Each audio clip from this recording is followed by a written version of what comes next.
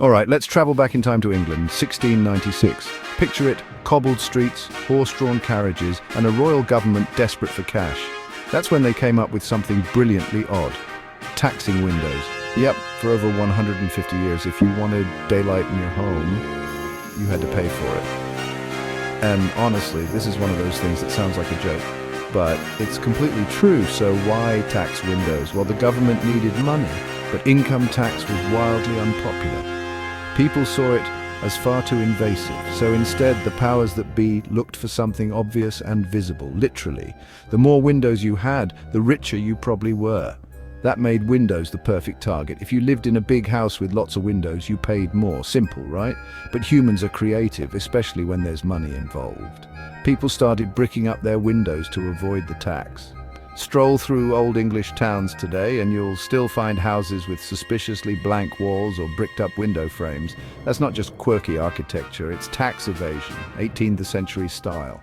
Now, this wasn't just a minor inconvenience. For the poor, it was miserable. Many families ended up living in dark, cramped spaces because even a single extra window could mean more tax. And let's be honest, sunshine isn't just nice, it's necessary for health. The lack of fresh air and light made things like disease and dampness way worse. The rich, of course, found loopholes or just paid up. But for most people, the window tax made life gloomier, literally and figuratively. As the years ticked by, the tax stuck around. It survived wars, monarchs, and revolutions. It was so unpopular that it even inspired poetry and political cartoons mocking the government. Public health experts complained.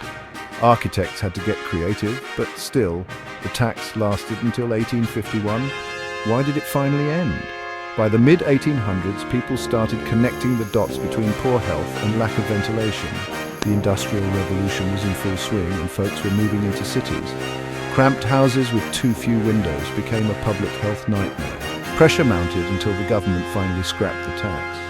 So next time you walk past an old English building with bricked up windows, remember it's not just a weird design choice, it's a reminder of a time when sunlight had a price tag. And that's the curious story of why, for over a century and a half, England literally taxed the daylight out of its people.